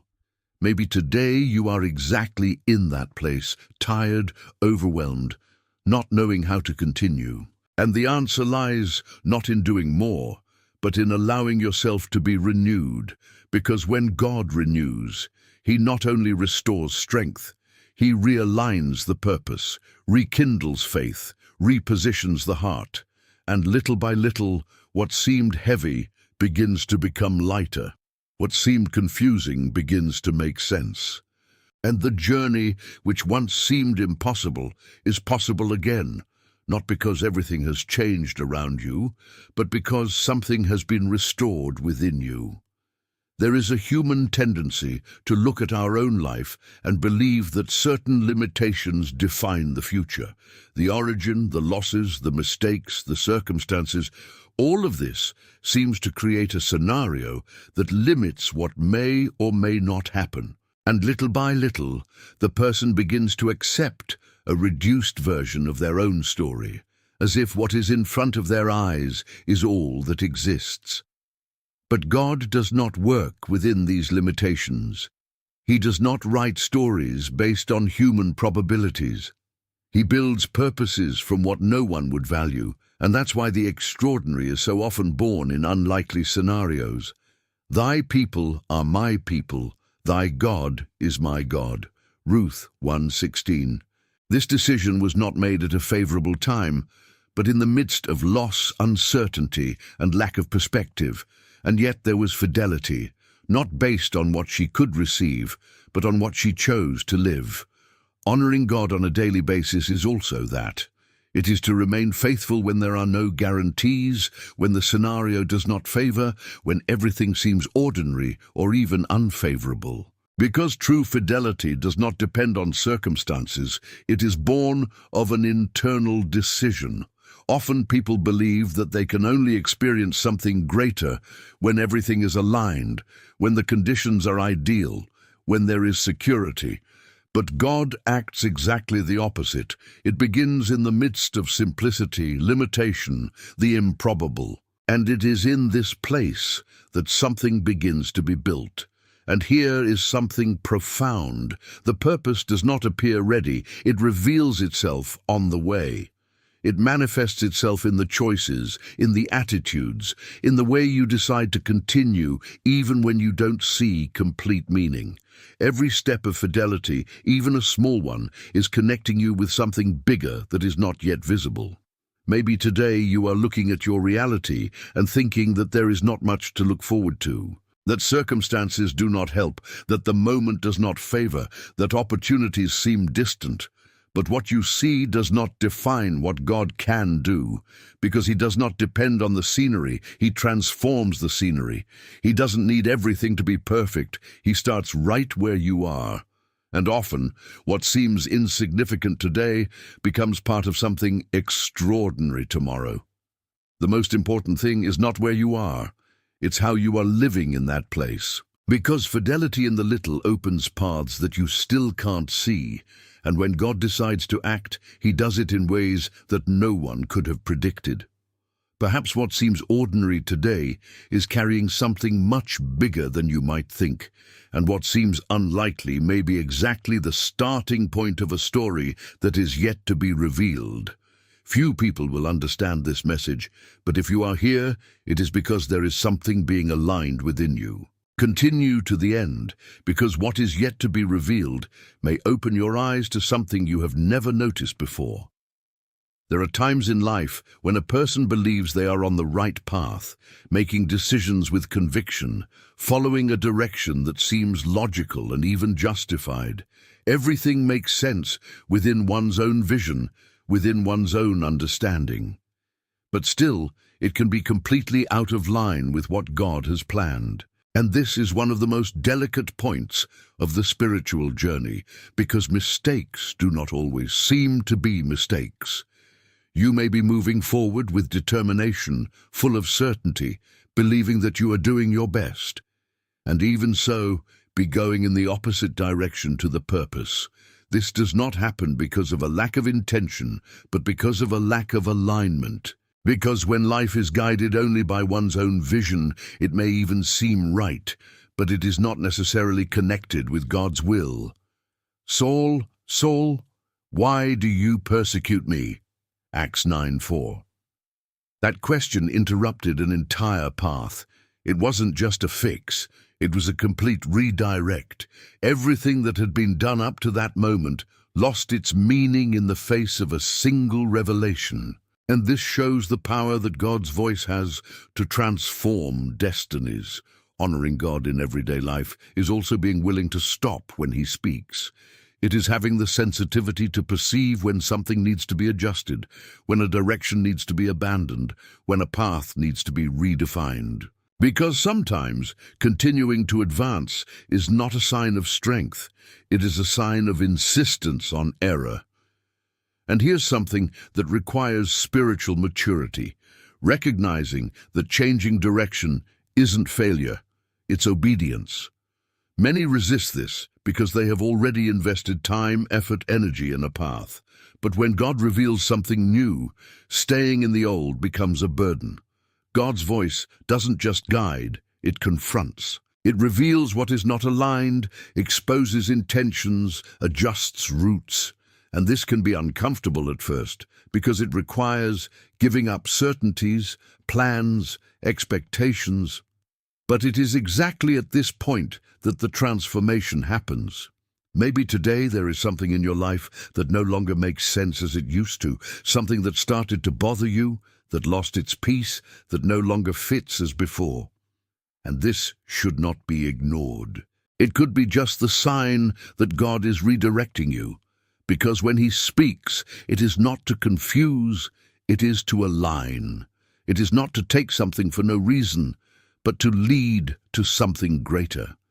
And trusting in this requires faith, because the new path will not always be clear immediately. But one thing is certain: when you respond to God's voice, even without understanding everything, you enter a different flow, a path that is not based only on your will, but on His direction. And this completely changes destiny, because it is no longer just a human choice and becomes a spiritual alignment. And, little by little, what seemed like an interruption begins to reveal itself as direction. What seemed like a loss begins to show itself as an adjustment. And the path that once seemed right loses strength in the face of something much bigger that begins to be built.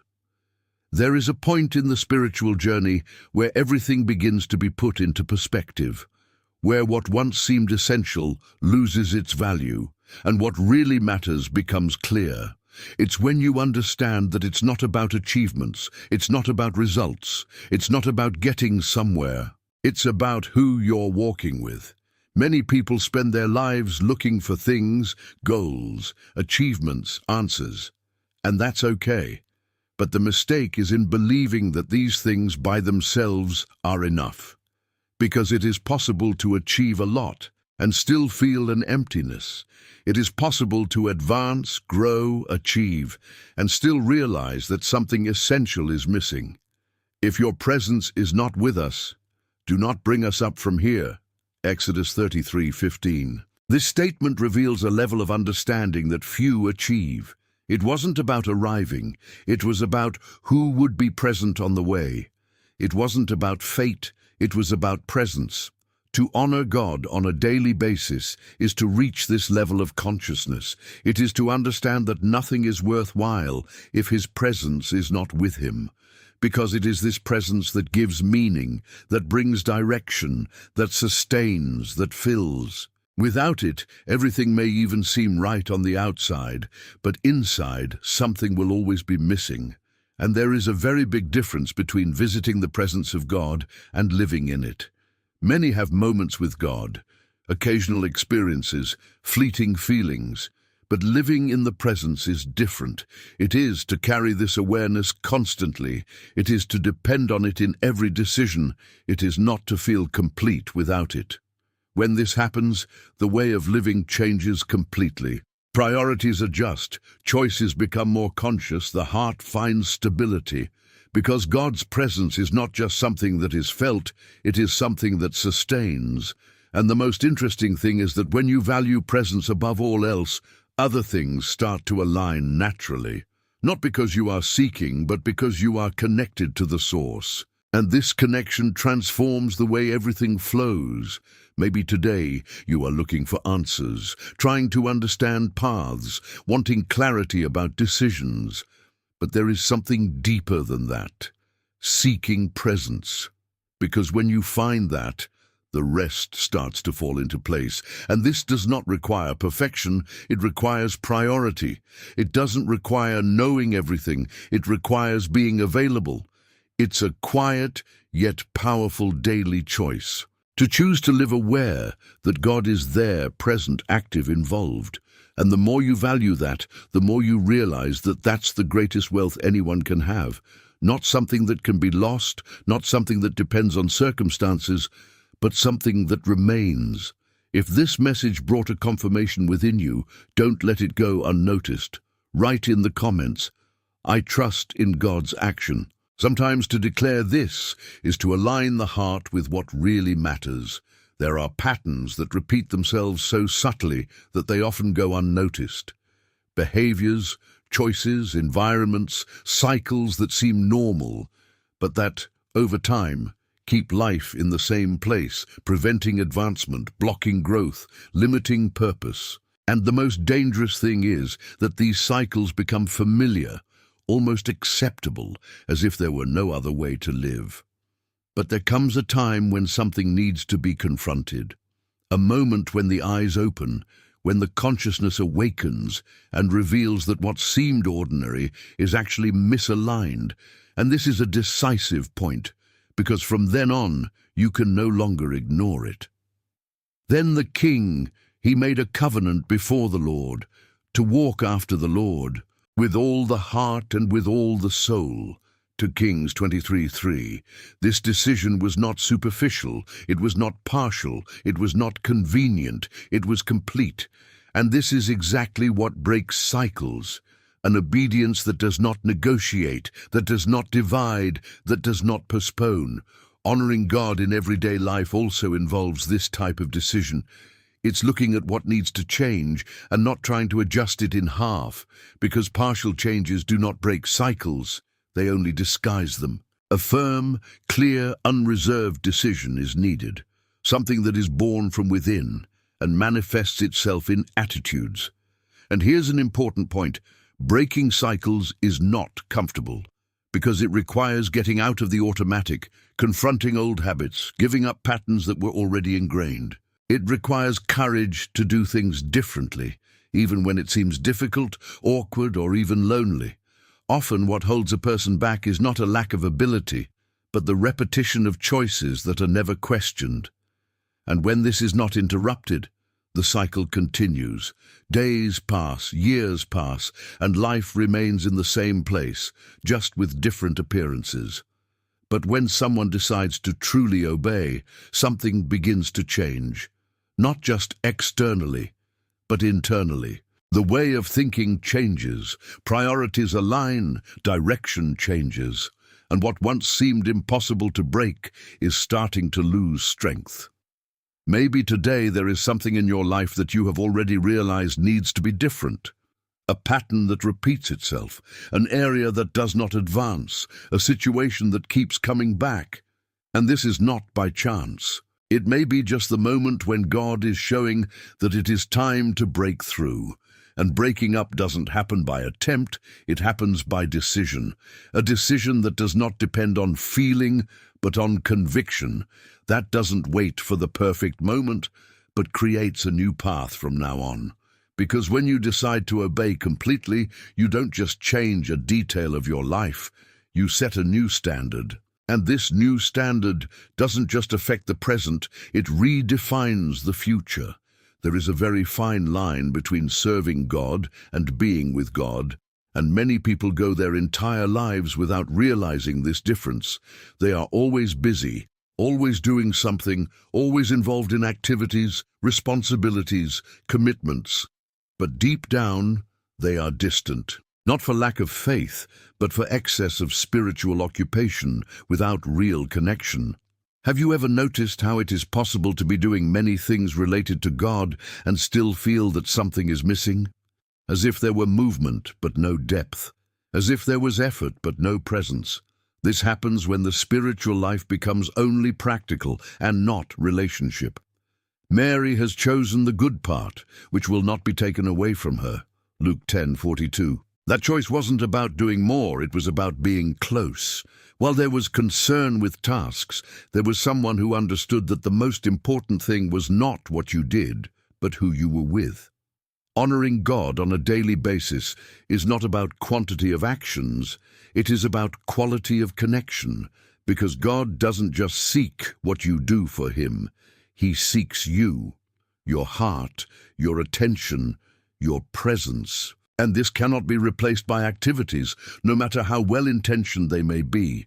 Religiosity occupies, but does not fill. It creates a sense of accomplishment, but it does not generate deep transformation. Intimacy, on the other hand, is different. It changes the way you think, how you feel, how you live, because it is born of a relationship, not of an obligation. And here's a point that needs to be understood. Intimacy doesn't happen automatically. It requires choice. It requires stopping, slowing down, prioritizing. In a world where everything runs, where everything pressures, choosing to be with God becomes an intentional decision. Often, what drives away is not the mistake, it is the distraction. It's the full routine, it's the focus on so many things, it's the feeling that there's always something more urgent. And little by little, what should be a priority is taking a back seat. But when someone decides to change that, something starts to happen. Not immediately or intensely, but in a real way. God's presence ceases to be something distant and becomes something close. Prayer ceases to be an obligation and becomes an encounter. Reading is no longer routine and becomes food. And this intimacy begins to reflect on everything. Decisions become clearer, the heart calmer, faith firmer. Not because the problems have disappeared, but because there is a connection that sustains. Maybe today you are doing a lot, trying to get it right, trying to live right, but he still feels that something is missing, and that something is not more effort. It is more presence. It is not doing more for God, it is being more with God. Because in the end, what really transforms is not what you do for him, it's how much you are with him. And when that becomes a priority, everything else starts to find its place. There is a time in the spiritual life when remaining silent is no longer an option. A moment when you realize that what is around you is not aligned, that the truth is being ignored, that the path that many follow is not the correct path. And at this point an internal confrontation arises, to remain comfortable or to take a courageous stand. Because taking a stand has a cost. It is not easy to go against the majority. It is not simple to maintain convictions when everyone around you goes in another direction. There is pressure, there is resistance, there is the risk of rejection. And that is exactly why many prefer to remain silent, adapt, avoid conflicts. But honoring God does not allow for this kind of neutrality.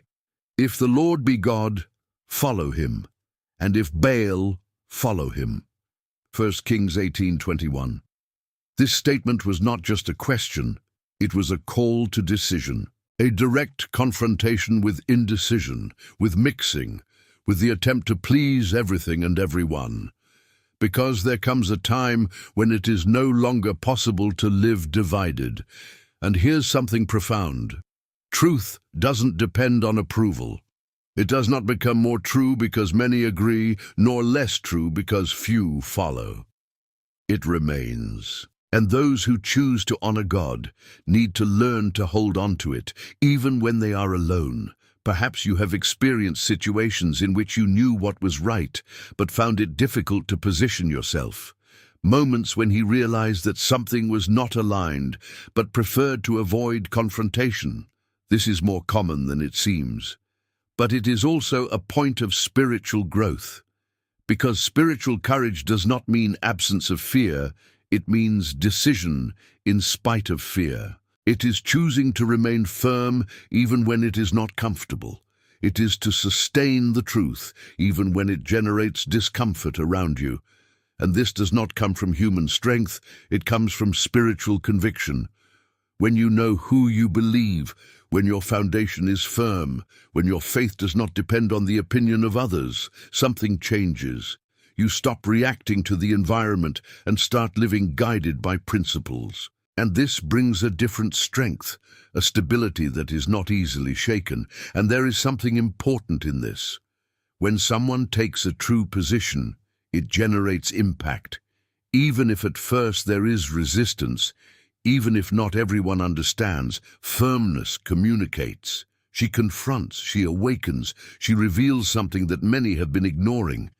Perhaps today you are facing situations that require this type of posture. Not necessarily something big or public, but internal decisions, silent positions, choices that define who you really are. And this is the time to decide if you will continue to adapt or if you will establish yourself. Because honoring God is also this, not compromising the truth, not watering down principles, not getting lost to fit in. It is to live clearly, firmly, courageously. In the next few minutes, you may notice something that will help you identify exactly where you need to position yourself and how to do it wisely and strongly. Be aware, because this can be a direct sign from God for the moment you are living. There is a way of giving that does not attract attention, does not generate applause, does not seek recognition, but that deeply touches the heart of God. It is a silent surrender, almost invisible to human eyes, but extremely significant in the spiritual. Because, contrary to what many think, God does not measure value by the size of what is given, but by the intention behind the delivery. We live in a world where everything is evaluated by quantity, by appearance, by visible impact.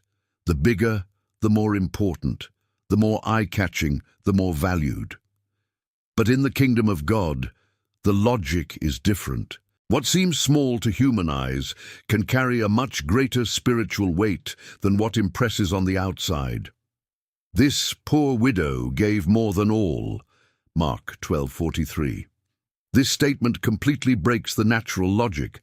How can someone who gave less, apparently, have given more? The answer is in the heart. It wasn't about quantity, it was about delivery. It wasn't about what's left. It was about what represented everything. Honoring God on a daily basis also involves this type of attitude. It's doing it without having to be seen. It is giving without expecting a return. It is helping without announcing. It is to serve without seeking recognition. Because when motivation is aligned, action becomes an expression of faith, not appearance. And there is something very profound in this. Generosity reveals trust. When someone truly delivers, he demonstrates that he is not tied to what he has, but trusts the one who provides. It is an act that goes beyond the material. It is spiritual. It is to say, even without words, that God is enough. Often people wait to have more to start giving more. They wait for the ideal moment, the perfect condition, total security. But true generosity is not born of abundance. It is born of decision. It is possible to have a lot and not really deliver, just as it is possible to have little and still live with a generous heart. And this delivery is not just limited to resources. It manifests itself in time, in attention, in the willingness to help, in the way you give yourself in the little things of everyday life. Because each gesture, no matter how small it may seem, carries something inside it. Intention. Maybe no one sees it, maybe no one recognizes it, maybe no one values it, but God sees.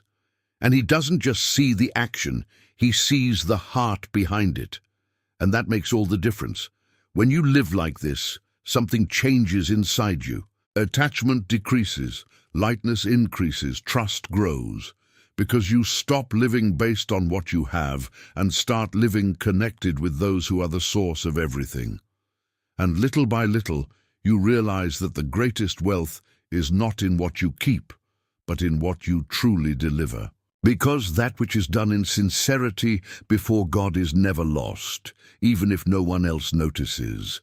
There is a mistaken idea that holiness is something far from reality, as if it were an unattainable standard or reserved only for more intense spiritual moments. But true holiness is not in isolated moments, it is in the way you live every day. It is not limited to big decisions, it reveals itself in the small choices that no one sees. We live in an environment where the standard is to adapt, to go with the flow, to act as everyone else acts. And often, what is wrong begins to seem normal, acceptable, even justifiable. And it is in this scenario that holiness becomes a position, not of isolation, but of alignment. Not of distance from people, but of commitment to God. Noah was a just and blameless man, and walked with God. Genesis 6:9. This description does not speak of someone perfect, but of someone aligned. In the midst of a corrupted generation, there was a different choice, not because it was easy, but because there was an internal decision to live according to God, regardless of the surrounding environment. Honoring God on a daily basis is also that. It is deciding to live right when it would be easier to do the opposite. It is to maintain principles even when no one else does. It is choosing words carefully, attitudes with awareness, thoughts with vigilance.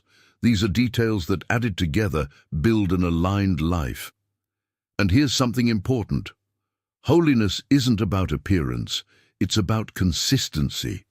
It's not about appearing right before others, but about being true before God. Because it is possible to sustain an image on the outside and still be misaligned on the inside. But real holiness begins on the inside and manifests itself naturally on the outside. This requires constant attention, because small concessions are dangerous. What seems insignificant today can gradually weaken your spiritual sensitivity. And when this happens, the distance is not immediately noticed, but grows silently. On the other hand, when you decide to live with consciousness, something changes. You begin to perceive more, to discern better, to choose more clearly, not out of obligation, but because there is a desire to honor God in everything. And this does not mean living trapped, limited, or distant from reality. Rather, it means living with true freedom. Because holiness protects, directs, preserves. She doesn't take it away, she keeps it. It does not restrict, it aligns. Maybe today you are in an environment where living this way seems difficult, where doing the right thing seems strange, where maintaining principles seems exaggerated. But that's exactly where your choice gains value, because it's not about what everyone does, it's about what you decide to live. And each aligned choice builds something inside you, a firm character, a clear conscience, a deeper connection with God.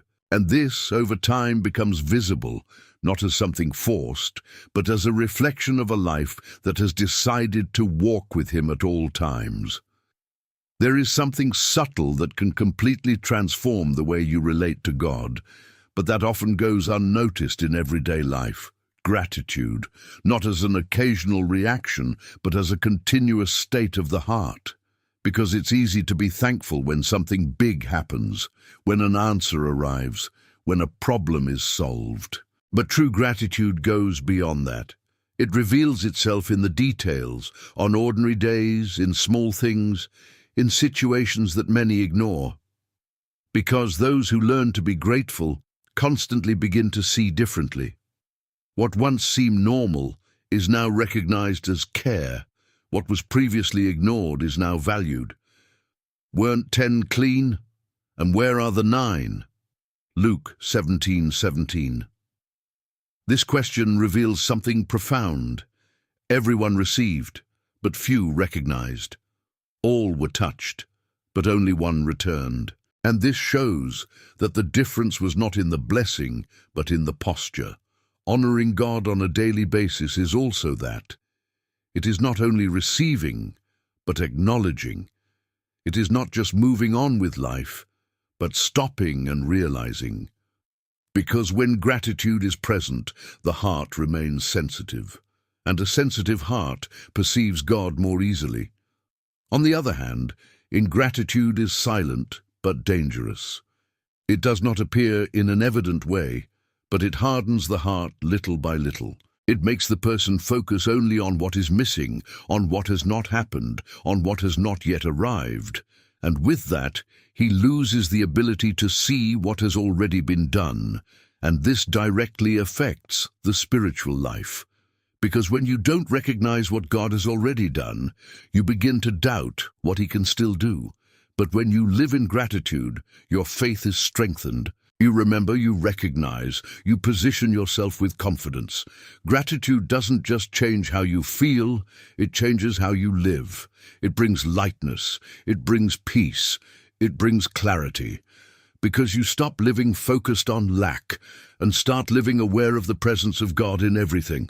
And this does not depend on major events. You can start now with what you already have, with what you have already lived, with what has often been forgotten, because there is always something to be thankful for, even on difficult days. Maybe today you are focused on something that has not yet happened, something that is taking time, something that has not yet been resolved. But what if, for a moment, you looked back and realized everything that has already been done, everything that has ever been taken care of, all the times God has been present without you even realizing it? This simple movement changes everything, because gratitude opens the eyes, aligns the heart, and strengthens the connection with God in a deep and constant way. And when you start living like this, something inside you changes. Faith becomes more stable, the heart lighter, the presence of God more perceptible. At the end of this video, you will feel something different, as if all of this that has been said begins to make sense in a deeper way within you. So stay until the end, because that moment can mark a real change in the way you live with God. There is a profound difference between starting with enthusiasm and staying faithful. Many start motivated, full of energy, with high faith and high expectations. But over time, difficulties appear, challenges intensify, and what once seemed easy begins to require resistance. And it is at this point that perseverance becomes essential, because it is not the beginning that defines spiritual depth, it is continuity. It is the ability to stand firm even when there is no emotion, even when there are no visible signs, even when the path becomes tiring. It is in this process that something true begins to be formed within you. Count it all joy when you fall into various temptations, knowing that the testing of your faith produces patience. James 1:2-3. That word is not easy to accept at first glance. How can we find joy in the midst of trials? But the secret lies in what these trials produce. They don't just come to test, they come to develop. Honoring God in everyday life is also staying when it would be easier to give up. It is to keep believing when things do not happen in the expected time. It's keeping the faith when the results don't show up right away. Because perseverance is not passive, it is active. It is a constant decision to continue, even when there are no visible guarantees. And here is something that changes the way we see everything. Difficulties are not interruptions along the way, they are part of the process. They mold, adjust, strengthen. Each challenge faced in faith builds something that cannot be acquired in any other way. Maybe today you're at a time when everything seems more difficult, where continuing requires effort, where the will to stop has appeared more than once. And that doesn't mean you're failing, it can mean you're being empowered. Because spiritual maturity is not born in easy environments. It is developed in endurance, in constancy, in the decision not to stop. And over time, what once seemed heavy begins to generate strength. What seemed difficult begins to produce stability. There is a firmness that is only built when you decide to continue, even without understanding everything. And that steadfastness changes the way you face life. You stop being someone who depends on circumstances and become someone who remains independent of them. And the more you persevere, the more you realize that your faith is not based only on moments, but on a solid conviction. Something that is not easily shaken, that does not change over time, that does not depend on what is happening around it. Perhaps this phase you are living now is not about what is happening outside, but about what is being formed inside you, something stronger, firmer, more prepared for what is yet to come. Nothing in this life happens without a purpose. If that word found you at the right time, maybe it's because something is already being lined up inside you. If this makes sense in your heart, write in the comments, "I believe, Lord." Sometimes a simple statement marks the beginning of a new phase. After everything that has been revealed so far, one thing becomes clear within those who are really attentive. It is not just about learning, but about living. Each teaching was not only to be understood, but to be practiced. Because there comes a time when just listening is no longer enough, you need to respond from the heart. Everything that has been absorbed so far points to a single direction: intimacy with God. Not a distant idea, but a real, personal, transformative encounter. And this encounter does not happen only with words, but with surrender. That's when you decide to stop, silence your surroundings, and turn completely to Him. Draw near to God, and He will draw near to you. James 4:8.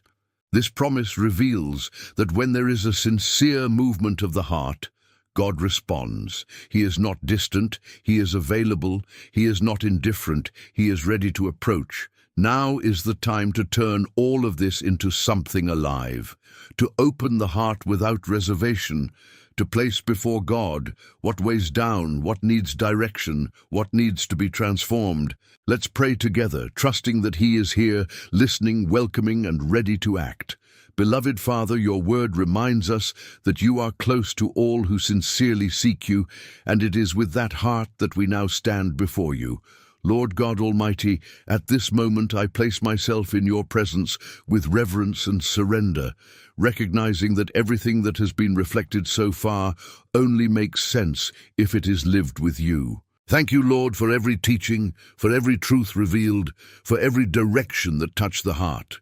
Thank you because you speak in a lively way, because you do not leave us lost, but guide us with love and patience. Now, God, I ask you for strength and wisdom to live all that has been learned. Do not allow these words to remain only in the mind, but to descend into the heart and become daily practice. It gives courage to obey, even when it is difficult. It gives discernment to choose the right path and faith to trust, even when there are no clear answers. Teach me to honor you in every detail of my life, in the small decisions, in the silent thoughts, and in the attitudes that no one sees. Lord, visit now every person who is in prayer at this time. It touches those who are weary and burdened, bringing true rest to the soul. Reach out to those who are facing emotional struggles, anxiety, fear, or deep sadness, and pour out your peace that surpasses all understanding. It enters homes that need restoration, bringing reconciliation, love, and unity. Suppress, Father, the financial needs of those who are afflicted, opening doors and bringing provision in unexpected ways. And for those who face illness, may your healing hand reach out now, bringing health, relief, and renewal. At this moment, in silence, each heart presents before you what it needs most, what perhaps it cannot even express in words, but which the Lord knows deeply. Receive, Father, every request, every tear, every sincere cry that rises now into your presence. Lord, I give you everything. I surrender fears, doubts, plans, dreams, and even what I still don't understand. May your will prevail above all, because I trust that your ways are better than mine. Align my life with your purpose, and do not allow me to stray from your presence. Create in me, O God, a pure heart, and renew in me a right spirit, as it says in Psalm 51:10. May my life be a reflection of your glory, and may each day be a new opportunity to truly honor you. May your peace guard the heart and mind, and may your presence be constant in every step.